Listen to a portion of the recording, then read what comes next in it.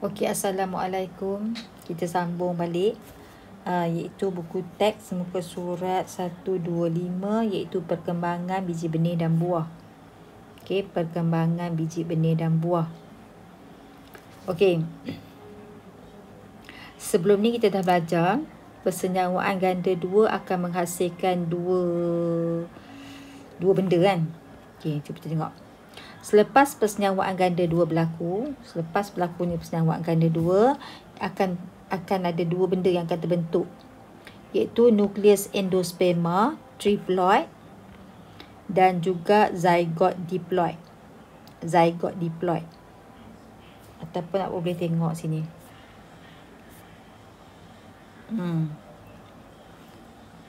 Selepas persenyawaan ganda dua, ada dua benda yang akan terbentuk. Kita akan dapat zygote yang diploid. Zygote yang diploid. Okey. Zygote yang diploid ni adalah hasil percantuman satu gamet jantan, dan sel telur. So, gamet jantan haploid, sel telur pun haploid. So, kita akan dapat zygote yang diploid. Okey, itu satu.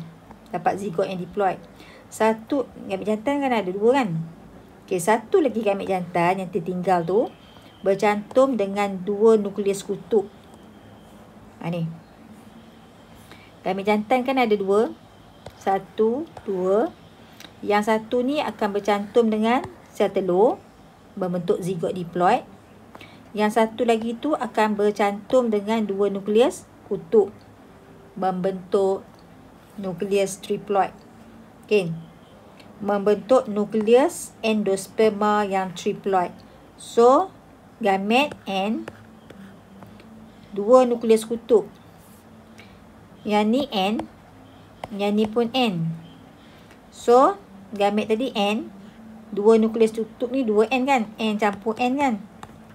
So, dia jadi 3N. Itu maksudnya triploid. Triploid tu 3N. Okey. Ni N, yang ni N. Yang ni pun N. So, N campur N campur N dapat 3N. Okay, dua nukleus kutub. 2N. Sebab ada dua kan. Okey. So, kita tengok apa yang berlaku selepas persenyawaan. Saya dah ringkaskan kat sini. Okey. Cikgu dah ringkaskan. Kita tengok. Selepas persenyawaan ganda dua, nukleus endosperma triploid akan terbentuk. Okey. Nukleus endosperma triploid akan terbentuk. Ni. Dia adalah hasil daripada percantuman satu gamet jantan dan dua nukleus kutub. Dan nukleus endosperma triploid ni akan melakukan mitosis berulang-ulang kali. Maksudnya mitosis banyak kali. Akhirnya dia akan membentuk tisu endosperma. Dia akan menghasilkan tisu endosperma. Apa dia tisu endosperma? Tisu endosperma adalah tisu penyimpan makanan. Dan tisu inilah yang membekalkan makanan dan nutrien kepada embrio semasa percambahan biji benih tadi. Okey, kat mana tisu endosperma ni? Okey, saya tunjukkan gambar. Cikgu tunjukkan gambar. Okey, yang ni. Ni adalah tisu endosperma ni. Ni adalah biji jagung. Ini adalah biji jagung. Biji jagung. Nampak tak tisu endosperma tu yang mana? Ni adalah tisu endosperma. Okey, nampak kan tisu endosperma kat situ kan? Tisu endosperma ni lah yang akan membekalkan makanan kepada plumul dan radikel semasa percambahan biji benih jagung. Jadi yang kita makan jagung, kalau kita makan butir jagung, maksudnya kita makan tisu endosperma dia. Bersama-sama dengan cotyledon, plumul dan radikel. Kita telan sekali. Tapi kalau kita nak tanam, nanti plumul akan berkembang menjadi pucuk, radikel akan berkembang menjadi akar. Jadi masa-masa perkembangan tu, mereka menggunakan makanan dalam endosperma mereka. Sampailah mereka boleh menghasilkan satu pucuk baru. Jelas tu maksudnya. Okey. Kemudian zygote diploid juga akan terbentuk. Zygote diploid tu adalah percantuman satu gamit jantan dan ovum tadi kan. Okey, ini mereka akan melakukan mitosis berulang-ulang kali sampai menghasilkan 2 sel, iaitu satu yang atas sel terminal, yang bawah ni sel basal. Sel basal ni adalah sel tapak lah kiranya. Okey, dan sel terminal ni akan melakukan mitosis berulang-ulang kali. Yang sel basal tu tetap ada kat bawah ni. Satu saja. Boleh tengok dalam buku teks pun satu je. Sel basal ni sel yang tapak lah. Base. Okey. Sel terminal ni akan melakukan mitosis berulang-ulang kali. Okey. Kalau kita perhatikan di bahagian hujung ni, selnya agak besar-besar. Kita tak tahulah berapa bilangan, dia tak cakap. Dia tak bagi tahu. Tapi ada satu kelompok dekat sel di bahagian atas tu, saiznya agak besar. Jadi sel yang agak besar ni lah, sel inilah yang akan berkembang menjadi penggantung. Boleh tengok buku teks ni. Ni akan berkembang menjadi penggantung. Mana dia penggantung? Ni. Okay, saya buat colour sikit. Ni. Badan. Ni Okey Buat warna merah ni akan bergerak. Ni. Penggantung. Okey. Jelas? Okey. Sementara sel yang kecil-kecil ni, akan berkembang menjadi embrio. Dia akan berkembang menjadi embrio.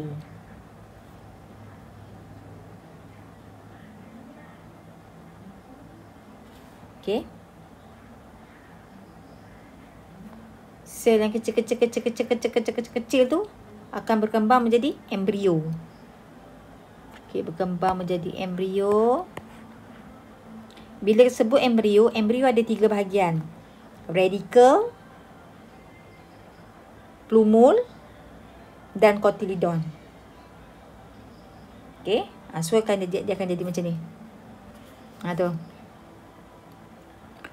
Okey, cotyledon, plumule, radical. Ni lah embrio. Bila kita sebut embrio tu, dia ada 3 bahagian. Dia ada 3 komponen. Dalam embrio ada 3 komponen.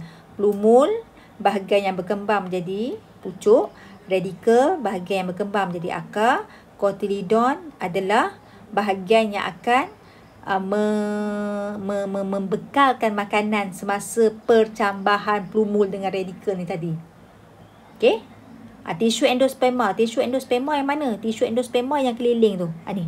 Inilah tisu endosperma. Nampak tisu endosperma? Tisu endosperma yang ni. Ni tisu endosperma. Tu je tisu endosperma. Dia keliling. Dia mengelilingi embrio. Jadi masa nak percambahan biji benih nanti, plumule dengan radical, dia akan menggunakan makanan simpanan dia, cotyledon kan. Bila cotyledon tu dah habis, dia akan menggunakan tisu endosperma untuk membekalkan makanan kepada dia.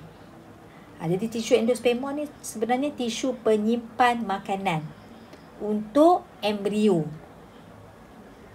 Masa bila embrio gunakan makanan ni? Masa proses percambahan. Jadi jelas nampak ni. Sel yang agak kecil. Okey ni kan. Sel yang besar-besar akan menjadi penggantung.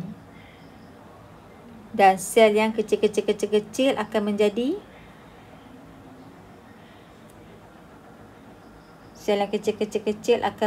embrio. Kalau kita tengok sini kan.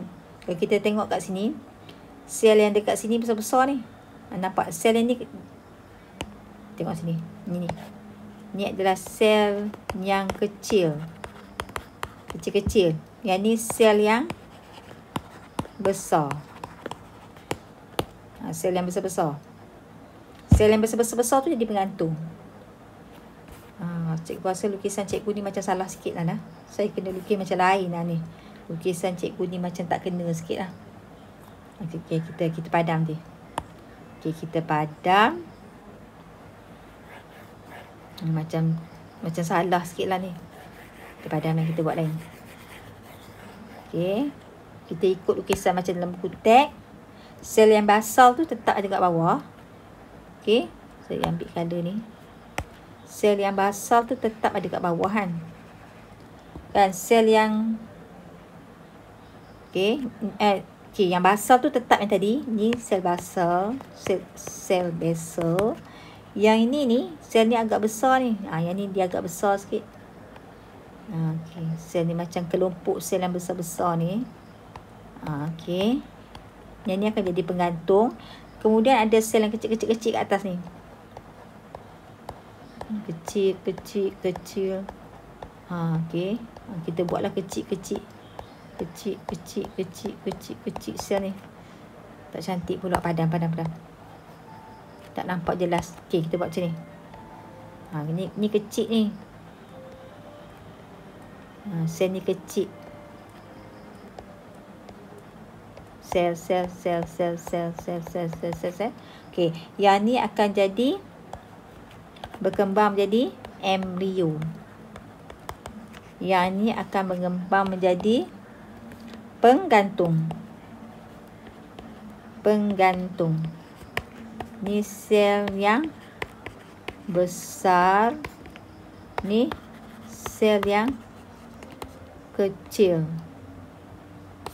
Macam tu lah. Kan? Bila sebut embrio ni, ada radikel, plumule dan cotyledon. Tu dia.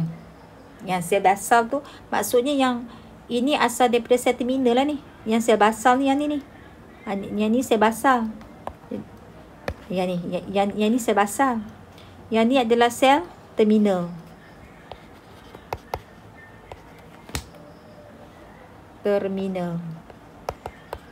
Yang ni tadi ni.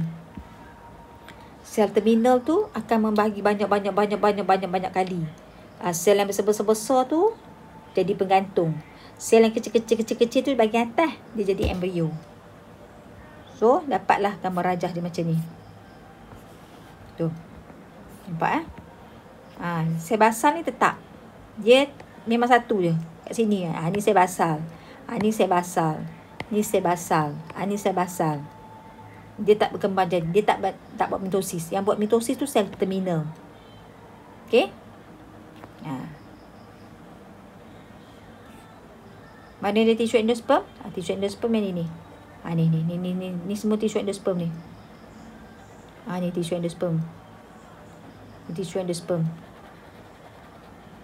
Ni semua tissue endosperm ni. Yang akan membekalkan makanan kepada embrio masa percambahan biji benih. Okey jelas tu je. Tak susah sangat pun. Nampak macam susah. Okey. Zygote diploid ni dia memang berasal daripada satu sel lah. Satu sel, kemudian dia akan jadi banyak. Dia akan jadi dua sel, terminal dengan basal. Kemudian dia akan buat mitosis berulang-ulang kali jadi beratus sel. Dan ovule juga akan berkembang menjadi biji benih. Lapisan integumen akan menjadi dua lapisan kulit biji. Kulit kalau kita belah buah mempelam tu kan ada kulit biji kan. Yang tu lapisan integumen. Dan ovari akan seterusnya berkembang menjadi buah. Okey. Kalau kita boleh tengok mana. Okey. Contohnya macam gambar rajah ni lah. Ni. Okey. Ataupun kita tengok ni.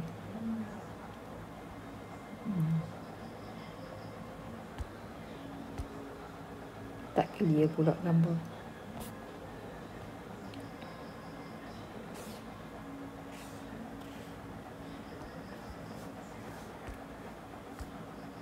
Okey. Awak boleh cari gambar dalam internet, ada banyak. Okey.